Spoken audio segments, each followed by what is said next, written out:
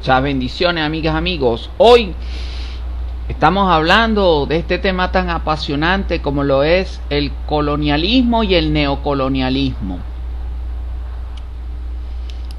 Al final tocaremos el tema como todas y todos ustedes en esta época transmodernista también pueden ganar algunos rublos, ¿ok? O una empresa bien importante. Bueno, amigas, amigos, hablar del colonialismo es algo, hablar de la época de la colonia es algo que realmente está asociado el colonialismo al desarrollo militar, a la estrategia militar expansiva desde la centro hacia la periferia, desde un país o región centro que se decide expandir.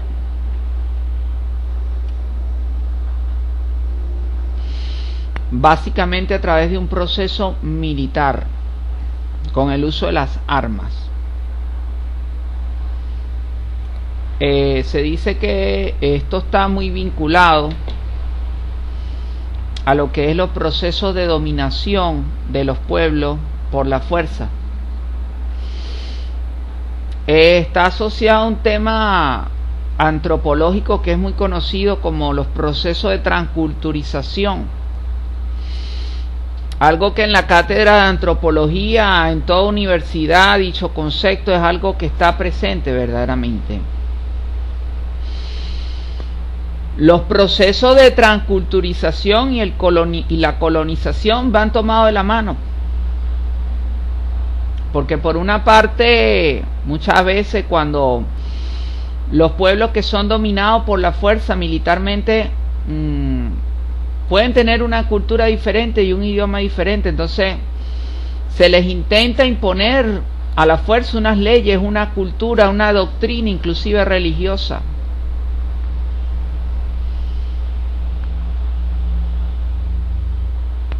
Hasta que al final, por la fuerza, terminan aceptándolo. Porque sencillamente también por la fuerza pueden llegar inclusive a destruirles su patrimonio cultural, su patrimonio religioso, sus obras de arte.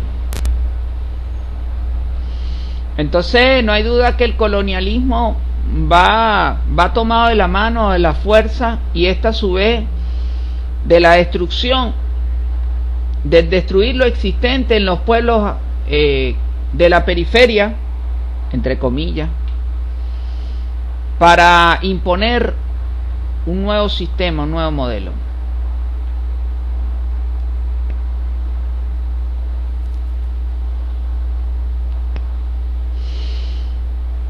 Algunas personas se resisten a estos procesos de colonización, a estos procesos coloniales, y mantienen su cultura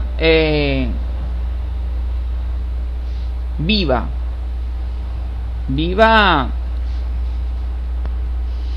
y hay quienes, por ejemplo, utilizando las nuevas representaciones religiosas, mantienen su sincretismo, su cultura original, pero de alguna manera disfrazada o transmutada o investida de una nueva presentación. Sucede mucho en el ámbito religioso. En el caso de la cultura de los afrodescendientes y el colonialismo, se vio mucho sobre todo en cómo ellos intentaban mantener su tradición religiosa de alguna manera debajo de la mesa, disfrazada de nuevas formas religiosas, ¿no? Asumiendo la parte externa de la religiosidad a través de quizás nuevas figuras, pero manteniendo la esencia, la ontología de su religión en el nuevo formato, para no ser víctimas de, digamos, todo ese cúmulo de violencia que trae el colonialismo. Normalmente ejemplos de colonialismo se han visto en Latinoamérica, la llegada de Cristóbal Colón, el denominado descubrimiento, entre comillas. Algo que al respecto los nativos americanos Hopi le advirtieron al hombre blanco, al hombre europeo, que tuviera cuidado de mantener realmente lo existente, tuviera muchísimo cuidado de mantener el ecosistema, el equilibrio entre lo natural, la naturaleza, las aguas, el aire, las montañas, las plantas.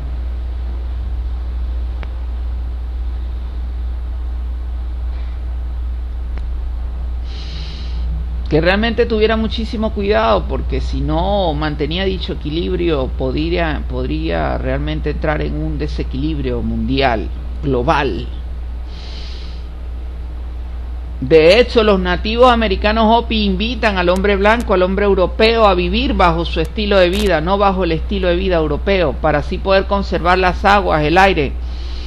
Algo que definitivamente la cultura europea no tomó en consideración, y bueno, hoy en día vemos desequilibrios climáticos realmente impactantes.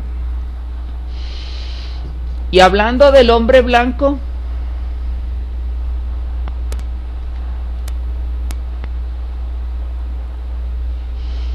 hay que hacer referencia a el eurocentrismo. El hombre blanco intenta, a partir del proceso de colonización, imponer su cultura, la música clásica, la raza, el color de la raza como forma dominante y el concepto de civilización. ¿Quiénes eran realmente civilizados? Bueno, aquellos que, digamos, pertenecían a esa cultura blanca. Algo que en el Imperio Romano se vio, quizás tiene su origen en el derecho romano, cuando existían el hombre cívita y los no cívitas, es decir, los más civilizados, que eran del Imperio Romano, y los de las adyacencias, que eran prácticamente considerados en una escala inferior. Algo así como la escala esta del proceso evolutivo, algo así como la teoría de Charles Darwin, que desde el punto de vista de la escala evolutiva sitúa al hombre en la parte superior. Ese concepto cívita viene del derecho romano, está impregnado en el derecho romano, y hasta, por supuesto, en la época de 1500 sigue vigente en la cultura europea, y jugó un papel fundamental en lo que es el proceso de colonización, al tratar de imponer sobre todo la religión, una religión que para esa época, por cierto, también tenía un derecho bastante fuerte, muy exigente, el llamado Males Maleficus, que era un libro que contemplaba los castigos para aquellas personas que desde el punto de vista de la religión realmente no cumplían con todo el estilo, no cumplían con todas las formas, inclusive podían ser acusadas, y no solamente ser acusadas, sino sufrir pena de muerte, y las penas de muerte estaban clasificadas, ¿no? Males maléficos. Entonces vemos como inclusive una doctrina de castigo a quien cumpla las leyes. Al respecto, se dice, por ejemplo, que Francisco de Miranda estaba en la mira de lo que era inclusive la Inquisición.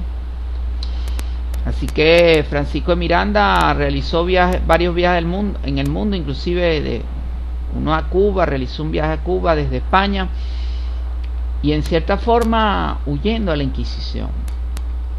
Entonces vemos como el principio de la primacía, lo más importante, se impone en la cultural, y a su vez esto en las ideas, y esto a su vez en las formas de vida. Todo está entrelazado. Hay una interrelación directa, sin duda alguna. Ahora bien, es necesario en este punto hablar de cómo ese eurocentrismo, muy marcado por el estilo europeo, su cultura, su música, y de alguna manera viene marcado por lo que es su forma de gobierno, como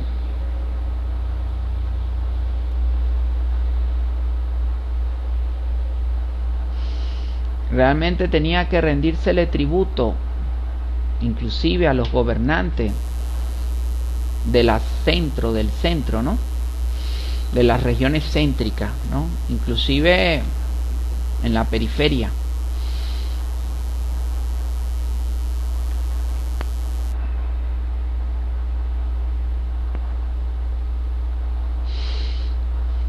Algo que muchos no observan como adecuado, algo que muchas personas comienzan a ver como inaceptable, comienzan los procesos de independencia, en los cuales especialmente intervienen otros países para la época, digamos, se podría decir también potencia, países europeos.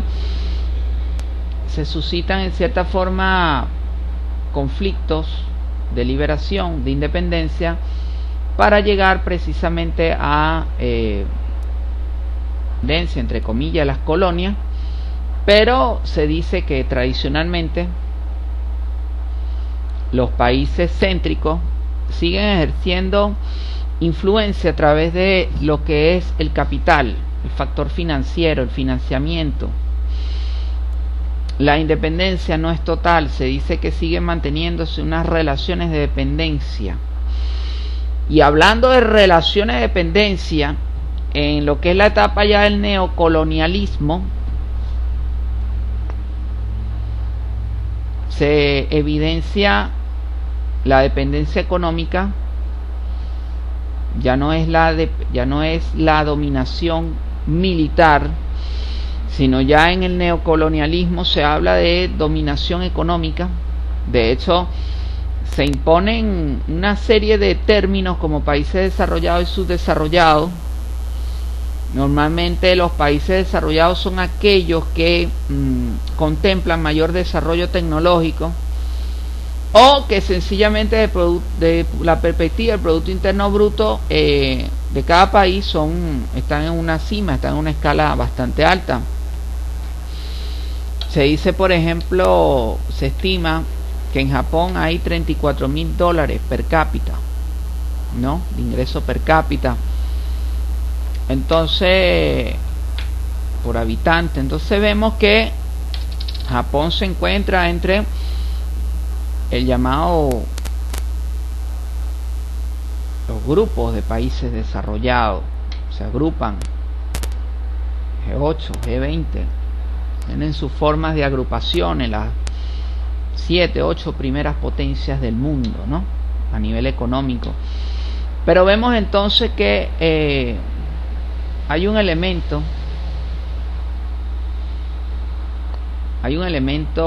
ya no militar tan evidente, sino más bien financiero, y entonces se crean sistemas financieros mundial como el Fondo Monetario Internacional, el Banco Mundial, que vienen a ser, digamos, agentes dinamizadores de esa política neocolonialista.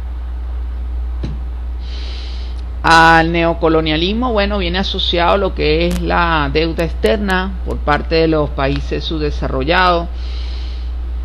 Se dice que dichas deudas externas tradicionalmente superan a 3 generaciones, es decir, se estima que hasta 3 generaciones tendrán el deber, en la mayoría de los casos, de tener que sufragar los intereses y los costos de una deuda que realmente muchas veces termina siendo impagable, ni en tiempo, ni en espacio, ni en recursos. Entonces vemos que se estructuran pues esos ejes internacionales en función de la dominación económica. Respecto a China, sigilosamente en estos tiempos transmodernistas emerge como primera potencia prácticamente, según Baba Vanga en el año 2018, famosa profeta, y ha tenido una política hacia Latinoamérica, hacia África, hacia Centroamérica de financiamiento, ¿no? Que financiamiento que en un principio debe ser benéfico en el marco de los acuerdos multilaterales para los países. Vemos el caso de Brasil, donde Dilma Rousseff realmente logró una apertura multilateral, la inclusión de acuerdos con China. Vemos el caso países como por ejemplo múltiples países de Sudamérica que han venido estableciendo mecanismos de cooperación multilateral con China. China emerge como potencia y entiende claramente que el factor financiero juega un elemento clave en los ejes del neocolonialismo actual, y de una buena manera, de una manera muy armónica, con una sonrisa, normalmente con un estrechar de mano, vienen a ofrecer, entre comillas, soluciones a través de financiamientos.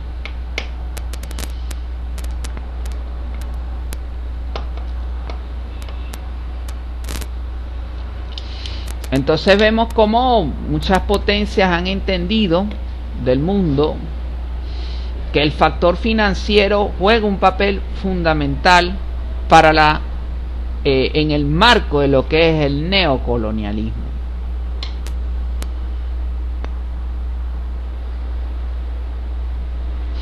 Pero el neocolonialismo también viene asociado a los bienes y servicios. En el caso de los Estados Unidos, desarrollan tecnología, desarrollan patentes,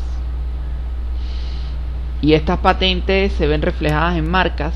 Dichas marcas normalmente tienen un valor adicional porque en teoría están enmarcadas dentro de lo que es las normas ISO, las normas de la calidad total, y esas normas de la calidad total vienen a garantizar realmente que una determinada marca pueda satisfacer las necesidades de un cliente. Eso es desde la perspectiva de la calidad total. Entonces vemos por ejemplo la presencia de marcas como Apple, la Nike,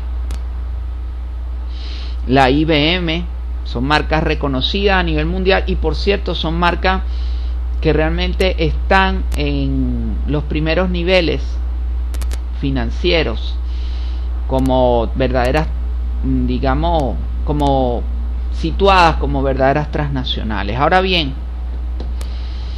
es menester decir que China, quizás no tomando tanto en consideración esos altos estándares de calidad establecidos por Edward Deming en el año 30, se ha dedicado más bien en esta época ya de neocolonialismo a producir en masa, y vemos portales como por ejemplo Alibaba.com que representan la posibilidad de que las personas puedan comprar directamente sus productos. Inclusive en muchos casos reciben entregas gratuitas que llegan a sus respectivos países.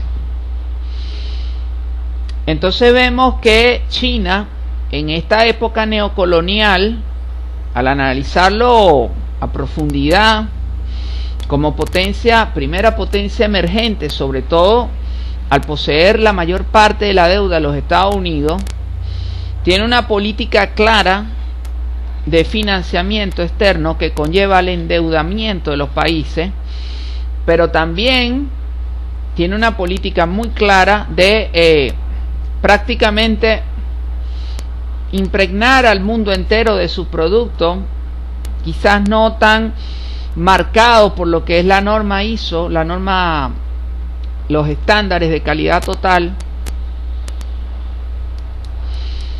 Organización Internacional para la Estandarización de los Procesos, conocida la norma como ISO, la cual tiene cada país su respectivo, digamos, enclave, ¿no? O similitud o traducción. El neocolonialismo podemos observar que China invade el mercado mundial con sus productos baratos, quizás no con el estándar de la calidad total ISO, pero sí a precios bastante accesibles.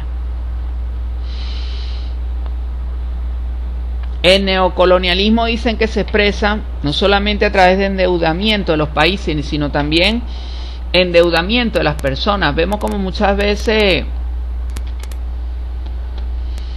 emergen nuevas marcas al mercado, por ejemplo a nivel de smartphone, a nivel de tecnología, el denominado Galaxy, a nivel de lo que es la marca de la Samsung, a nivel de lo que es la Apple, el iPhone, ¿no?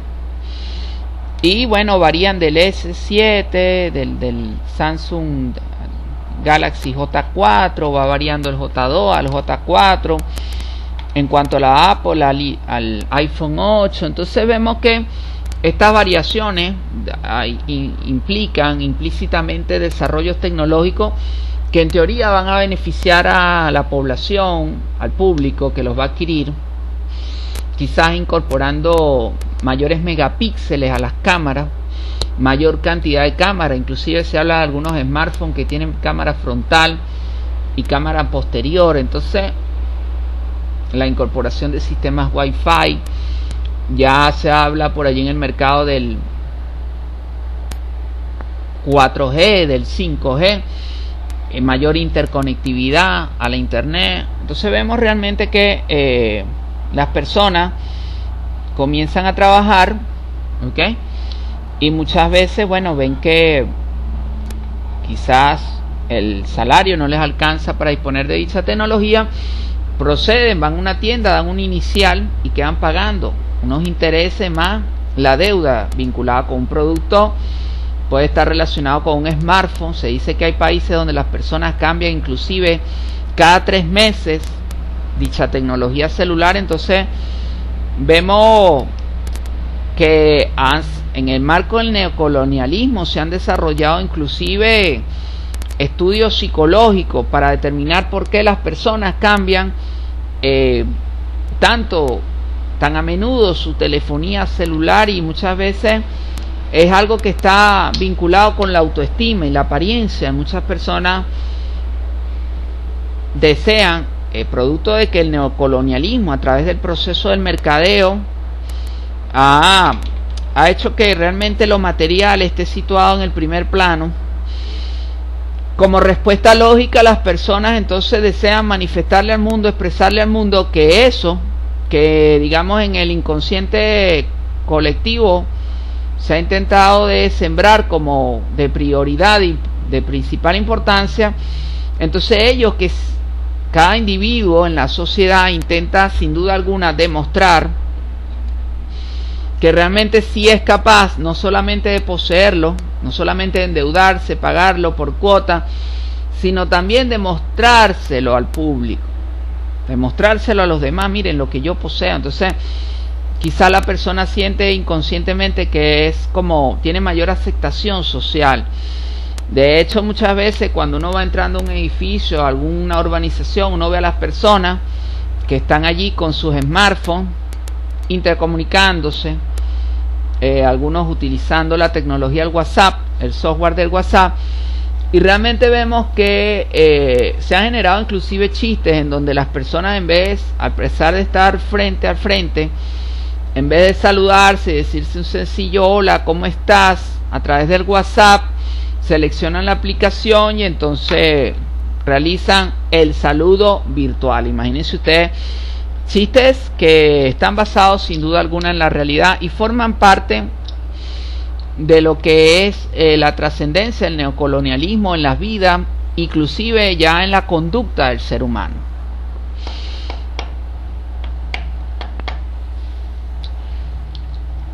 Bien, amigas, amigos, esto fue el análisis de Enrique vinculado a lo que es el colonialismo, el eurocentrismo y el neocolonialismo. Recuerden que estoy cada día para apoyarlos desde mi grupo de Facebook Pensamiento Dorado y mi grupo de Facebook Pensamiento Diamante. Muchas gracias, muchas bendiciones a todas y todos.